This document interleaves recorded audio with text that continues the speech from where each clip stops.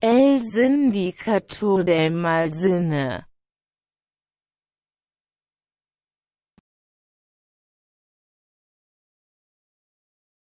Estimado amigo Braulitos, estamos enfrentando una semana donde el cine se ha vuelto otra vez un tema muy recurrente, ¿no? Y esto es porque esta semana se estrenó en nuestro país Disney Plus. Amigo mío. Correcto, correcto. Es cierta la información. Ha llegado el gigante del entretenimiento a nuestro país y ha presentado su nuevo servicio, ¿no? A través de una plataforma de streaming. Como si no tuviéramos suficiente de Disney. También ahí nos exige pagar. Claro, si queremos, ¿no? Obviamente estamos en un país libre. Y fíjate que me informan que ya lo tienes. Bueno, Me llegó una información que decía que ya lo habías contratado. Esos son argumentos muy fuertes, déjame te digo, estimado Moy, porque llegó a mis manos sin que yo, bueno, básicamente sin que yo diera un peso. Eso quizá ya te pueda dar alguna pista de cómo fue la situación. Pero vaya, el tema del cine ahorita, sí que, y más aquí, ¿no? Más aquí en México, ha llegado a mover pues cada una de las cosas que tenemos alrededor del cine. Fibras sensibles, ¿no? Nostalgia. E incluso repudio hacia lo que se hizo Más que en nada el pasado. repudio, ¿no? La gente reaccionó. Pues algo que no pasó con Netflix, ¿no? O sea, nunca vi una persona decir, miren, ya tengo Netflix. Y andarla Exacto. presumiendo. ¿Y por qué hablamos de esto, Braulito? En realidad no tiene nada que ver con la película que vamos a ver hoy. No, para nada. Pero Disney es, bueno, hoy en día parece ser como lo que digo, el gigante del entretenimiento, ¿no? A través de la animación. Pero vaya, la animación, hablando de una manera más estricta o un poco más amplia, no solo la podemos hallar ahí. Y por eso, pues, es lo que nos reúne el día de hoy, básicamente. Con Belladonna of Sadness. Belladonna of Sadness, amigo mío. Una película que, a pesar de que a mí me gusta mucho el anime, no había tenido la oportunidad de ver y que tú me recomendaste, que aparte también está dentro de una trilogía. Así es. La forma en cómo lo conocí tampoco fue demasiado certera. Quiero decir, llegué a ella simplemente por casualidad, nada más. Y hasta este punto fue cuando le propuse a Moy. Y bueno, ¿y por qué no vemos Belladonna of Sadness? Creo que me parece sumamente, ¿cómo decirlo? Muy, o sea, como que muy necesaria a día de hoy, quizá no tanto, e incluso las imágenes que se presentan en esta película puedan llegar a perturbar. Pero lo que es en sí Belladonna of Sadness es un argumento que en su época pues sí hizo mucho ruido. Pero sí, hablando un poco como lo que tú dices de esta trilogía que hubo, de la que Belladonna of Sadness pues termina con esa trilogía, como que forma todo en un argumento o en una idea un poco más general al respecto de la libertad sexual. Qué bella palabra. Dime tú, ¿qué entiendes por libertad sexual? Aparte de, de darte placer cada 3 minutos en tu día a día. Pero no, es que eso no es libertad sexual, bro. Estás malentendiendo las cosas. Ya ando confundiendo conceptos. Sí, justamente estábamos hablando de eso previo al capítulo y ya le estoy regando. No, o sea, con libertad sexual, más allá de la masturbación y que sepas que no se te va a caer la mano, ni te van a salir pelos, ni te va como en la última película de Borat, que le dicen a la hija de Borat que si te tocas ahí se va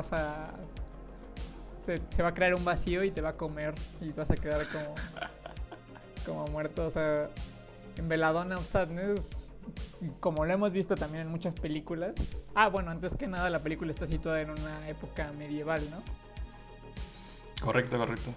Y pues más que nada se refiere a que pues está mal visto cualquier acto de que te genere placer más allá del sexual, ¿no?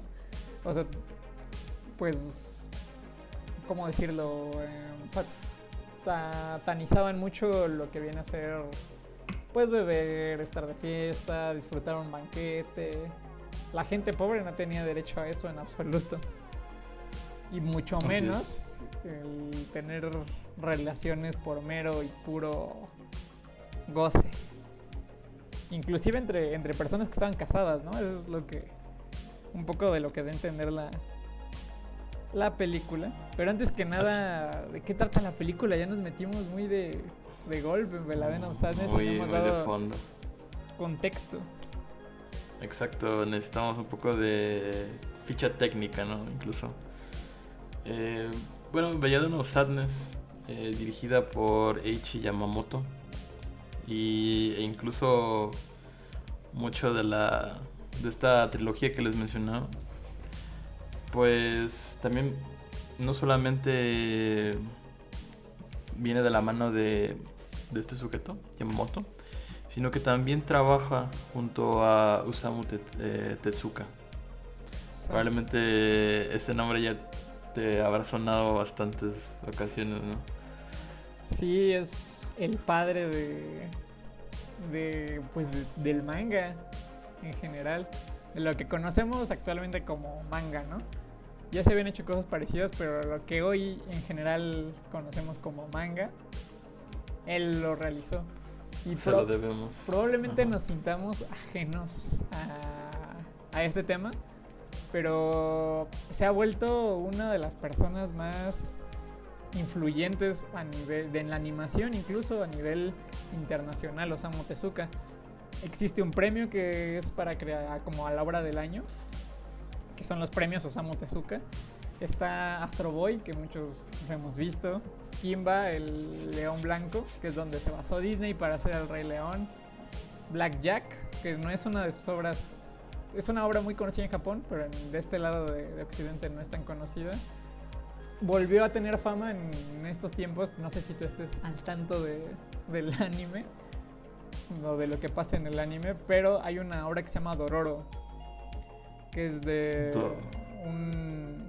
es como de un samurái al que le cortan las extremidades y luego un doctor le implanta como espadas y cosas así, pero en los últimos años tomó mucha fama porque le hicieron un remake y pues pegó bastante cabrón. Es como el joven manos de tijeras algo del así. Oriente.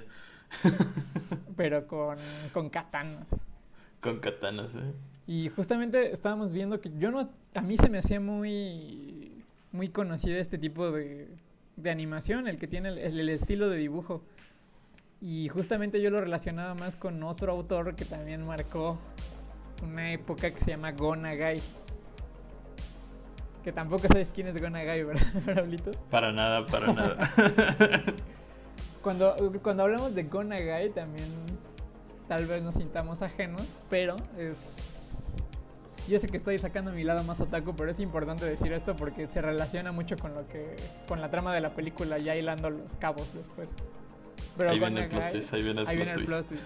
No, Go Nagai es más conocido por ser el creador del género mecha en el manga. Ok. Con Mazinger Z, B de Robo, y otro personaje que también se hizo muy popular y del cual sí soy fanático, que es Devilman. Oh, sí, sí, sí. También, Devilman sí lo llego a reconocer. también muy conocido en estos años otra vez por el remake, o más bien una adaptación que hizo Netflix en colaboración, no recuerdo qué estudio, que es Devilman Crybaby, que si no la han visto, se están perdiendo de la mejor adaptación que se ha hecho de Devilman a los tiempos modernos. Pero en fin, o sea, se me hizo como muy curioso de que fuera de Osamu Tezuka más que de Go Nagai, porque Go Nagai justamente, digamos que la influencia que tuvo en la producción tanto de anime como de manga es justamente lo que tocábamos en el punto anterior, la liberación sexual. Correcto. Sí, sí. Bueno, la fecha, ¿no?, que ve el estreno de esta película, nos remontamos a junio del 73 en Japón y pues básicamente en los festivales que presenta esta película. Vaya, tiene esta reminiscencia al ser una historia medieval francesa. Toda esa carga moralista o incluso moral sexual que rodea toda la cinta. Pero vaya, la técnica, ¿no? Lo que tú hablas de la animación, de este mundo que va de punto y aparte hasta llegar a ser como lo que se consume en Japón mayormente, que es el manga, también se puede ver representada en la película. Pero bueno, a ver, regresando a lo que ibas a decir, adelante. No, o sea, yo iba a decir más respecto a la importancia que tuvo Go Nagai en la producción de todo lo que viene a ser tanto anime como manga, porque él empieza a no tener como censura en su obra. Okay. Y a llevar la obra a otros límites. Osamu Tezuka, el autor original de esta película, digamos, tenía historias, sí, pero sí, digamos que adultas, pero eran enfocadas un poco más al drama, principalmente en sus últimas obras. De Black Jack, que es una de las más como que inspiró a muchas otras obras, como seguramente conocerás una que se llama Monster, que también se hizo muy famosa porque pasaban en Animax en su momento. Creo que sí, era acerca de un detective, ¿no? Sí. Algún día tocaremos a lo mejor el tema, porque es muy interesante lo que planteas ahora. Pero digamos que es muy, muy dramático. Y en cuanto a lo que hacía Go Nagai, era no tener censura ni en violencia, ni en sexo, ni en nada. Y él mostraba las cosas tal cual. Tú no me dejarás mentir, ya viste Devilman Crybaby. Correcto. O sea, está adaptado a los tiempos modernos, pero esto lo escribía justamente Go Nagai en los 70s. Y desde una de sus obras más importantes, que es la que marcó todo lo que es el género ecchi, lo que define al ecchi en tanto la animación como en los cómics, es una obra que se llama Cutie Honey. Es muy importante esta obra para, digamos, que toda la cultura que trae detrás el anime y toda la producción de animación en Japón en esos tiempos, porque es literalmente decir como, oigan, o sea, no tiene nada de malo poner unas chichis de fuera o que una superheroína combata así, ¿no? Como con un traje sexy, pero sin objetivizarla. Es algo bien complejo, y hablar nada más de la influencia de Go Nagai o de Osamu Tezuka es como muy, muy puntual. Y creo que no sé, esta película es muy interesante porque justamente cae en la época en donde los dos autores se cruzan y empiezan a experimentar con esta serie de filmes ya no dramáticos, sino para adultos, ¿no? Cuando los mundos chocan. Exactamente. Así es. Y fíjate que también tengo bastante dificultades con eso, ¿no? Porque el elemento de la sexualidad en las obras japonesas quiere decir, más aparte de que todo, o sea, toda la frontera de Occidente como que nos separa de toda su cultura. Vaya, ellos ven de maneras diferentes conceptos demasiado vagos o generales para nosotros, y el caso de la sexualidad no es la excepción. Incluso, ¿no? Como que desde la primera vista, si es que llegas a Belladonna Obsernes, pues sin tener mucha referencia al respecto, te llega a resultar pues hasta un tanto chocante. Pero vaya, creo que al dar este contexto, ¿no? A través de la animación y la exposición de estos temas, como que logras dar un poco más de luz acerca de por qué es lo que vemos en esta película. Sí, definitivamente. Es que te digo, o sea, cuando la vi me recordó mucho el estilo de ilustración de ciertos personajes a lo que hacían ellos. Porque era muy parecido, no había tampoco mucho ahorita como lo que vemos del arte del manga o lo que podemos ver en la experimentación del anime. Ahí era, digamos que, proto todo, ¿no? Apenas se daban los primeros esbozos y apenas había gente explorando. Y justamente, te digo, fue muy importante porque estos dos autores llevaron las cosas a otro nivel. Y porque también en Japón existe mucha... A pesar de que son una sociedad bastante... ¿Cómo se puede decir? Bastante más abierta en otras cosas que en este lado del país. Siempre han tenido mucha censura con los genitales y partes del cuerpo. Pues en general son como muy pudorosos, ¿no? Me recuerda a mí mucho... No sé también si sepan la historia de por qué los pulpos y las mujeres en Japón están tan relacionados. Al menos yo no. Bueno, en esos tiempos había... No sé si te estoy dando el dato bien, ¿eh? No sé si le estoy dando el dato bien, pero tengo más o menos entendido lo siguiente. Con esto quiero ligarlo otra vez a la película. Había un pintor, me parece, que se llamaba... Era Hokusai. No recuerdo el nombre, pero se apellidaba Hokusai. La cosa es que él hacía obras eróticas. Pero al haber tanta censura dentro de su entorno, no recuerdo bien en qué época, pero era la época feudal japonesa. No sé cómo se dice, Showa o... Sí, tienen un nombre específico. Sí, pero también, digamos que era la época feudal. Ubicámonos en ese donde estaban los samuráis. Exacto. Lo que hacía este autor era cambiar a las personas y a los miembros viriles, los genitales, por mariscos. En este caso, su obra más conocida es la de una mujer siendo pues atacada por un pulpo. Pero esta obra y bueno, las demás obras que hizo se volvieron como tan significativas y tan importantes para la cultura japonesa que pues trascendió por el tiempo. Y justamente sí, se me hace como interesante porque justamente mientras en Japón pasaba esto, en la película es Francia, me parece, ¿no? Sí, correcto. También existía ese tiempo, o sea, fíjense, en ese momento no existía la censura de, ok, pues están haciendo un acto sexual, pero en Francia era como, no es inconcebible, ¿no? Sí, como que la autoridad de la iglesia era demasiado pegada a pues como que los valores de esa época, los valores cristianos, y pues mantenerte a ellos, apegarte a ellos. Como que si bien una censura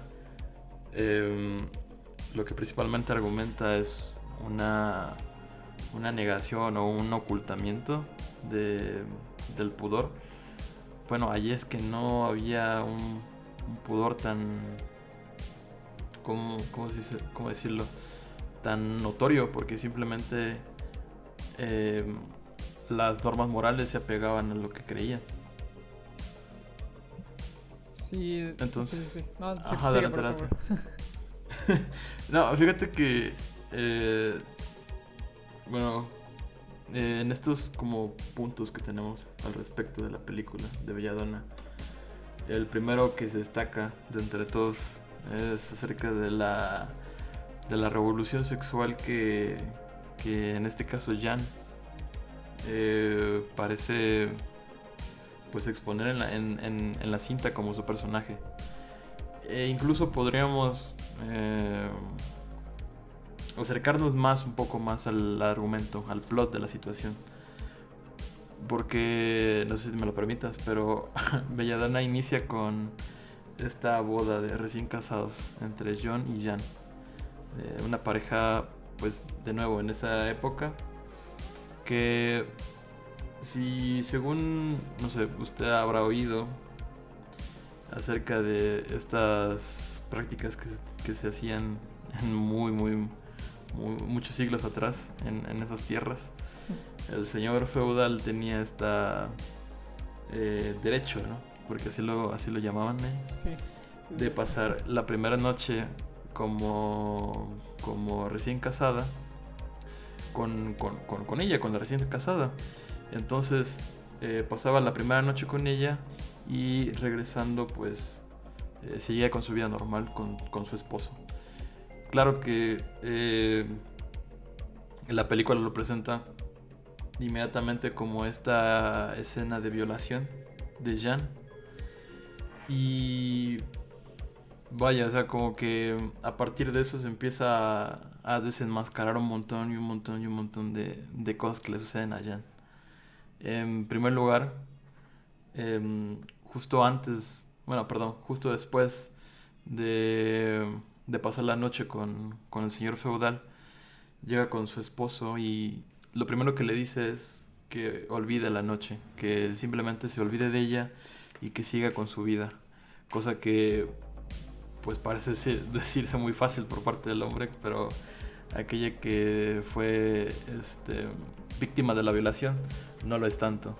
Y no lo es tanto porque llegado a un punto de la película se les presenta el mismísimo diablo, ¿no? El mismísimo Satanás representado de una y mil formas en las culturas de esa época, católicas o más bien cristianas, ¿no? Para ser más exactos. Sí, era una representación del mal demasiado cristiana, ¿no? O sea, no en forma, pero en concepto y en representación de la personalidad la personalidad la personalidad del personaje. Sí. Por más redundante que se escuche. Se muestra, ¿no? Y justamente le dice que mientras más sentimientos horribles tenga en su corazón, él va a crecer más. Y pues pasa lo que también en cualquier representación cristiana de Satanás pasaría, ¿no? Que es, pues, a entregarse en cuerpo. Pero no en alma. Bueno. Poco a poco va convenciendo. Como que cada vez va cediendo. Exactamente. Se me hace, le comentaba acá al buen compañero Braulitos, que me recordaba mucho, tomando una referencia un poquito más popular, ¿no? Por decirlo de alguna manera. Lo que pasa con Black Phillip en La Bruja o The Witch. Digamos que en la parte final que le dice que si quiere probar el sabor de la mantequilla y que si quiere conocer como que es una vida placentera, etcétera. Algo parecido a eso, pero eso pasa al final de The Witch, spoiler. Y en este caso pasa al principio. Así es. No se tarda mucho en presentarnos la figura del diablo en la película. Sí. E incluso mientras Jan empieza a tomar esta forma de, quizá no del diablo, pero sí el poder que le infiere, que es básicamente el poder de la sexualidad, en pocas palabras, pero una sexualidad que va de un lado a otro, que explota y que contagia. Y es ahí cuando llega un punto en donde en el poblado las autoridades, que son la esposa del señor feudal y toda esta panda de religiosos que están detrás como autoridad, ¿no? Básicamente. Sí. Quedan atrás. Y quedan atrás por la belleza y por simplemente la devoción que tiene el pueblo a Jan. Están demasiado endiosados con su figura, que incluso no el color que trae, un vestido verde. Un vestido verde, justo. Sí, es de nuevo vuelto a representar por parte de las autoridades o de esta esposa del señor feudal como el color del diablo. Y aunque vemos a Jan que cede, ¿por qué decimos esto? Que cede cada vez más, porque al principio no quiere llegar hasta esos niveles. Quiere decir, el primer acercamiento con el diablo es básicamente para devolverle el sufrimiento que ella pues de nuevo sufre en la violación. Entonces, algo como para devolvérselos, intenta hacer Jan con los poderes del diablo. Pero es hasta que... O sea, creo que... detengo hasta donde creas necesario, pero podríamos hablar de la película hasta el final, porque al fin y al cabo parece que hay mucho de lo que se pudo hablar. Yo diría y de lo que se puede rescatar. Pero mira, sí, yo diría que nos quedamos por ahí, porque justamente ahí empieza lo bueno. Y justamente podemos hablar de estas cosas sin meternos tanto, porque si no, sí creo que se van a comer un spoilerazo denso. Exacto, es como los primeros 20 minutos incluso, ¿no? Sí, pero sí sería prudente no meternos un poquito más, porque parte de la gracia de ver la película es, o sea, hasta qué punto Jan se entrega al diablo, ¿no? Así es. Y más, o sea, podemos hablar un poco más de que la gente la admira, por decirlo de alguna manera, porque tiene... ¿Cómo se puede decir? Comienza a tener este concepto que ahorita está tan de moda, que sería como un empoderamiento, ¿no? Y empieza a ser tan atractiva para el pueblo, porque pues gracias, digamos, que a la confianza o a los poderes o lo que tú quieras que le concede el diablo alrededor de toda la película, empieza a convencer y a otorgarles como un conocimiento real y un disfrute y un goce y un placer a todas las personas del pueblo, ¿no? Ella directamente no... ¿Cómo decirlo? No hace nada, sino que es una figura muy atractiva. Es casi como si la gente del pueblo volviera a ver a Jesucristo, ¿no? Básicamente, pero a través de, pues, el placer. Y cuando nos referimos al placer, como dijimos al principio del capítulo, es el placer total, todo lo que confiere el placer. Exacto.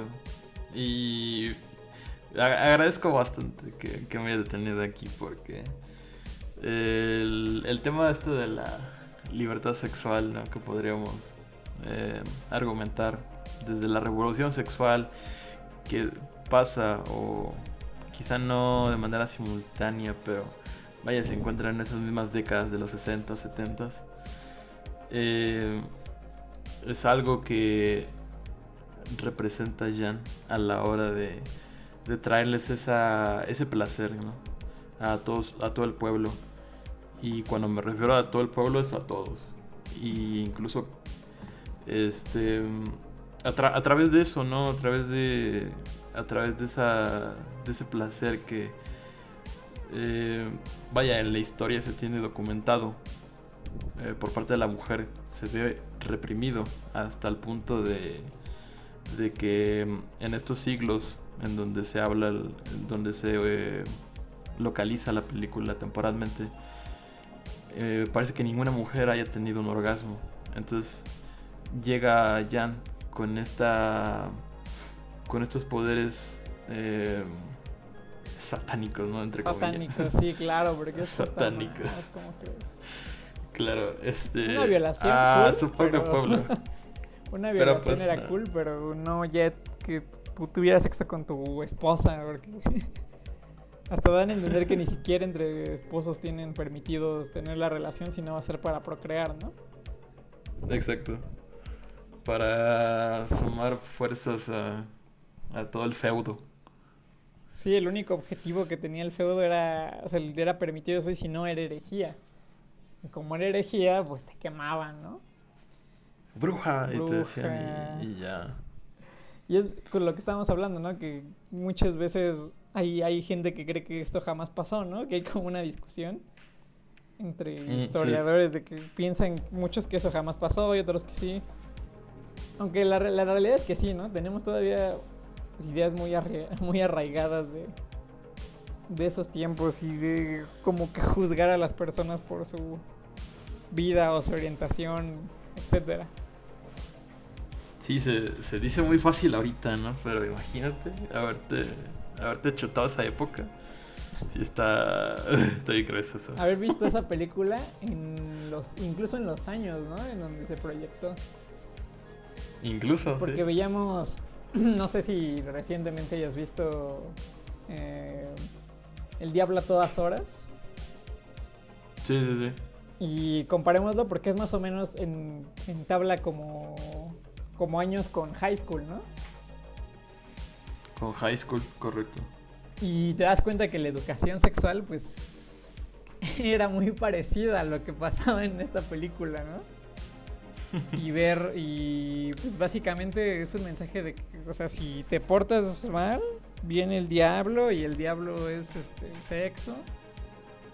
Y eso va a acabar con tu vida. Y aparte, o sea, si te das cuenta, la película toma a una mujer, ¿no? Porque las mujeres son más sensibles y están más conscientes del placer, ¿no?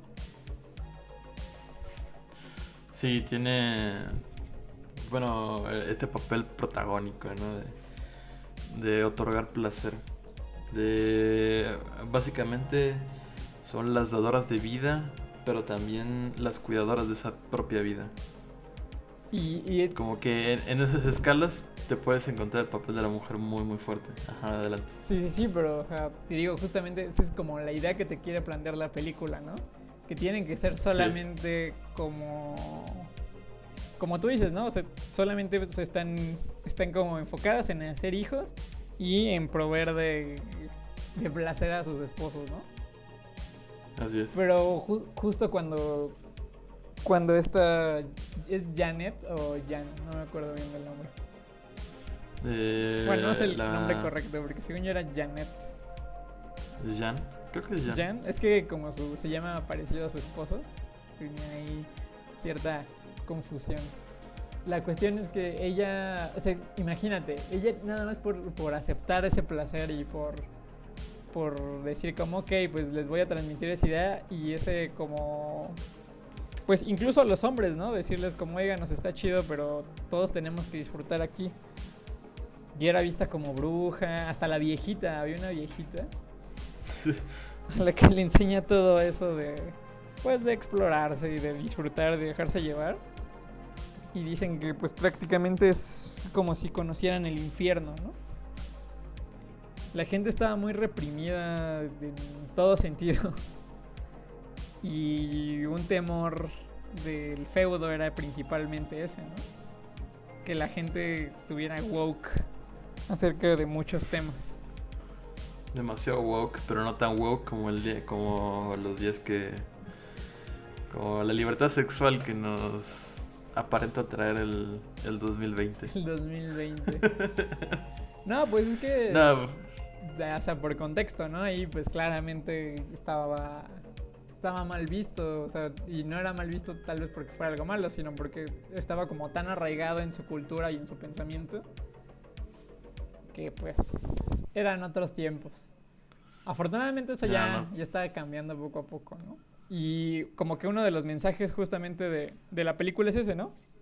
Representar y empoderar a la mujer, porque muchas veces se les reprime o se les hace a un lado en cuanto a la historia o esta clase de personajes como que son del estilo de Jan y que son como tipo ¿Cómo se podría decir? Sí, es que te digo, el recuerdo más claro que tengo es el de la bruja. El de este personaje que es la hermana mayor y que se deja entregar por el diablillo, ¿no? Ahí después está en un aquelarre. Las mujeres que se liberaban un poco de eso siempre eran tachadas de brujas. Hasta podríamos decir algún ejemplo, ¿no? Que sería Juana de Arco. Y Juana de Arco poco después también fue traicionada por su pueblo, incluso era también francesa, ¿no? Me parece. Sí. Y tuvo un final terrible. O sea, la mujer, o sea, la figura de la mujer dentro de la película trata de retratar eso muy, muy claramente. Hay una escena cerca del final que es muy impactante. Bueno, por lo menos a mí como que me dejó mucho esa idea. Y creo que es cool porque, te digo, o sea, en Osamu Tezuka explora más como los sentimientos de las personas, ¿no? O, por ejemplo, lo que significa una familia a través de lo que hace con... ¿Cómo se llamaba? Este leoncito blanco. Bueno, no sé si recordarás eso. Era Kimba. Ni siquiera... Okay, o sea, representar como un drama familiar y lo que pasa, y lo mismo pasaba casi con todas sus obras. Y el hacer esta adaptación hablábamos que esta figura que retratan en la película justamente sí es un mito real, ¿no? Me parece, Braulio. Sí, hay como... Bueno, se basa básicamente en un cuento medieval francés que para, recabar un poco de información de la época, pues lo hace demasiado difícil. Se tenían que remitir a estos relatos que pues escribía la poca gente que sabía escribir, básicamente. Claro, y lo que te decía, o sea, justamente el agarrar un cuento de esta manera y retomarlo para decir, oigan, o sea, la historia se la ha pasado, o sea, reprimiendo y teniendo como un objeto a la mujer, ¿no? Cuando sí, realmente ha aportado muchísimo a la historia y al desarrollo tanto de este país, que en ese caso sería Francia, como en la historia del mundo, ¿no? Que no debería de ser tampoco ningún delito el entregarte al placer de vez en cuando o explorar lo que realmente a ti te interesa, ¿no? Y te gusta. Y hablo no nada más del placer sexual, sino del placer en general, como hemos venido repitiendo alrededor del capítulo. Todo un bohemio, amigo. Pero sí, no, claro, o sea, a mí se me hace muy interesante. Y aparte, o sea, también por la época, ¿no? Creo que se vuelve relevante la película en una época donde, pues, las personas se deberían de dar cuenta de muchas actitudes que tenemos todos todavía y que debemos ir cambiando poco a poco, ¿no? Así es. Pues sí, representó bastante en su época. Y por eso lo que nos comentábamos al principio, que aún siendo lo que quiere presentarse y de la manera en la que Belladonna of Sadness cuenta su historia, pues sí te resulta un poco impactante las imágenes que tienes enfrente tuya, pero al fin y al cabo es aquí cuando hacemos una transición hacia la imagen, ¿no? Hacia cómo es que lo logra representar o plasmar dentro de esta cinta de casi 80 minutos. Porque hay bastantes cambios a la hora de presentarse Belladonna of Sadness, que incluso uno de los primeros que podríamos poner sobre la mesa serían los dibujos que son un poco más estáticos y aquellos que se mueven. Esto mantenerlo cerca, porque más adelante, quizá a la mitad de la película, esto explota, pero explota a nivel, de nuevo, de animación. ¿Por qué decimos esta primera separación entre lo estático y lo que se mueve? Si ves que cada vez que cada cuadro, ¿no?, que te va presentando Belladonna desde un principio, pues al principio empieza a presentar esta canción, ¿no?, que es como el tema de Belladonna, pero que mientras retrata la boda, retrata el pueblo en el que se desarrolla, a sus habitantes, todo esto no se mueve. Pero incluso aquellas animaciones en las que se mueve, en los que ves personas caminando, o pues sí, simplemente como que haciendo una que otra actividad, los ves moverse, simplemente que no es el movimiento que sea tan vigoroso, ¿sabes? Sí, O sea, nada más son dos pies moviéndose, porque ni siquiera cada vez que hablan mueven la boca.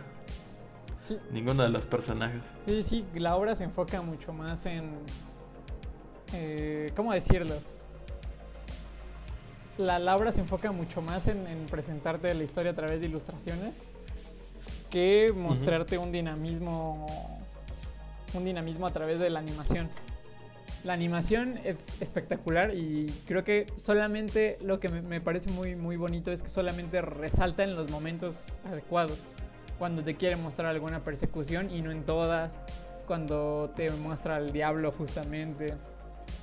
Cuando te muestra algunas partes en donde hay ya con un completo desastre y una aparición ya más explícita de algún personaje, de alguna situación. Pero en general el manejo de esta especie de ilustraciones que al mismo tiempo son intervenidas con animaciones muy sutiles hace que la película sea muy...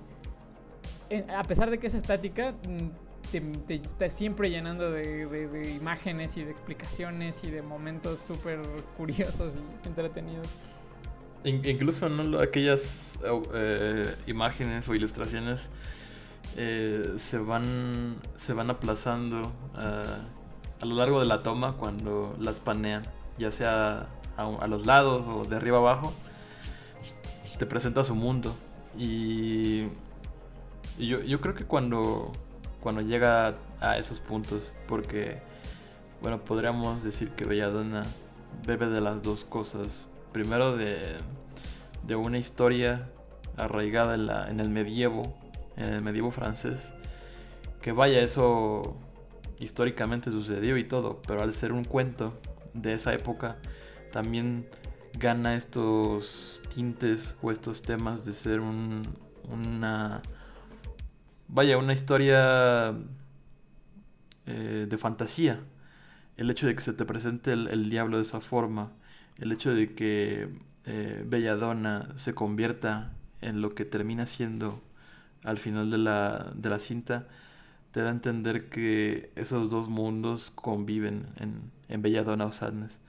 A mí me parece bastante igual poderoso al momento de mezclar este tipo de animaciones, porque como tú bien lo dices, no solamente son ilustraciones, e incluso cuando son ilustraciones se mueven paneándolas, y cuando se mueven incluso aún más, cuando quieren ir un poco más hacia el terreno fantástico y saltarse esa barrera real y vaya a tomar de completo la herramienta que es la animación para crear algo completamente inexistente, también llena de contrastes esa parte de la película. Me mama eso. Sí, es que es muy interesante. O sea, a mí me gusta mucho porque es otro tipo de animación, ¿no? Me parece que la trilogía es la única que experimenta así tan brutal toda la animación, porque según lo que leí, lo anterior, que fue Cleopatra y las 1001 noches, sí están animadas de una manera más tradicional. Gran canción del folclore mexicano. No puede ser, aunque sí. Y justamente van enfocadas mucho más al erotismo, ¿no? O sea, no se enfocan tanto en dar como un mensaje tal cual, se enfocan más en contar la historia de manera pilluela, pero en esta sí hay un mensaje mucho más fuerte y más claro. Es como si estuviéramos viendo...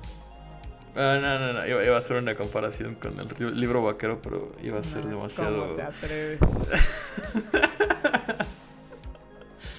Iba a ser demasiado rural, lo siento, me disculpo de antemano.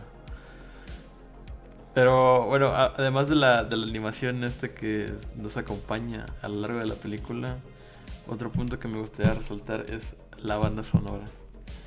Y es que la banda sonora, o sea, además de ser, pues bueno, además de contarte su historia, Belladonna también cuenta con este repertorio de canciones que en las otras dos películas, de la trilogía, escuchamos en su mayoría música electrónica de un compositor de música electrónica de la época. Sinceramente desconozco mucho de este señor. Sin embargo, en Belladonna of Sadness tenemos este repertorio que, vaya, como que todo este órgano que acompaña muchas de las canciones, como que pesa mucho con el tema que estamos viendo. Es que incluso parece que te están contando una fábula, ¿no? Así es. Es demasiado, ¿cómo se puede decir? Como un cuento de hadas, pero claramente no es un cuento de hadas convencional. Así es. Y la música en conjunto con la animación, en realidad todo el montaje es así. Y es una experiencia muy extraña. Ajá, llega un punto de ser hasta un collage, ¿no? Sí, llega a ser, o sea, esto sería un gran ejercicio para alguien que le interese la animación y no esté como tan entrado en ¿cómo se puede decir? En una técnica tan complicada. Esto podría ser un gran ejercicio, ¿no? Y una gran opción para sí. e inspiración para aventarse ya a hacer algo cool. Sí, exacto, como que en esos pequeños momentos, en esos pequeños ratos, puede más como que la exposición o incluso bombardeo de imágenes, vaya, como que sí te deja un poco aturdido, pero al mismo tiempo, después de todo lo que lleva de la película hasta ese punto, te da ese punto y aparte que mencionábamos. No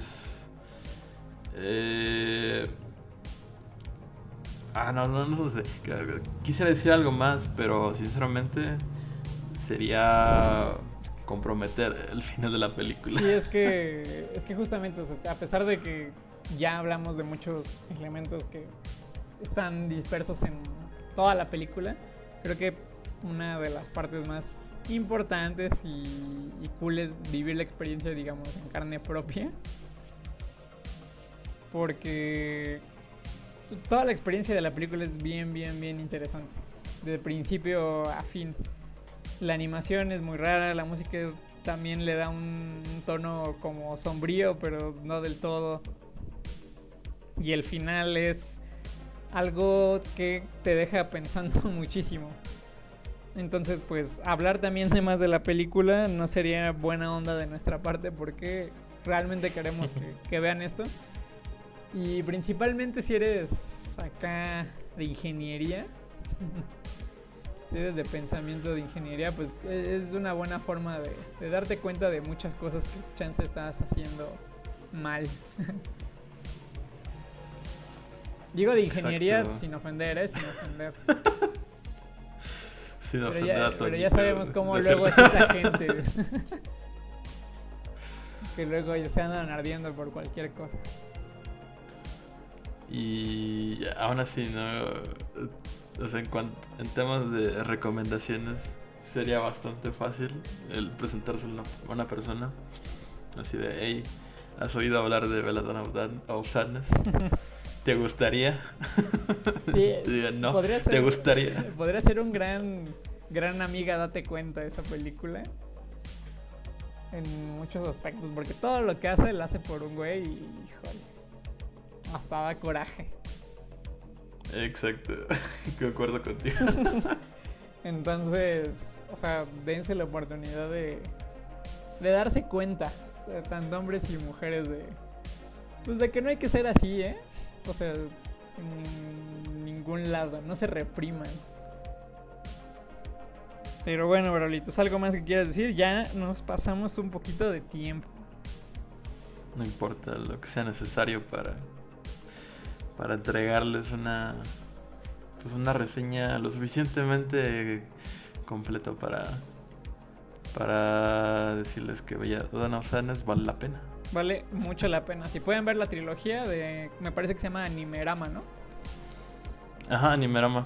Y bueno, la tercera, que es Belladonna of Sadness, fue la que recobró más, como que tuvo más notoriedad de las tres.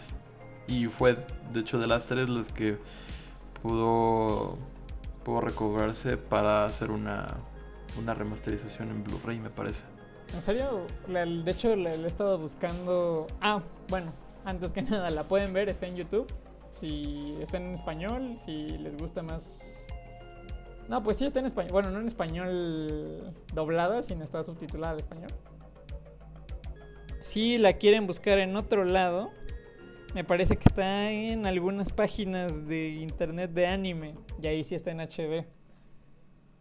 Digo, porque si les interesa. Uy. A mí me gustaría. Fíjate que también sí, justo con lo que dijiste del Blu-ray. Dije, Ajá. no, es que esta cosa se tiene que ver en alta definición. Si no tienen de otra, venla en YouTube. O sea, imagínense, se quedan impactados con lo que ven en 480p.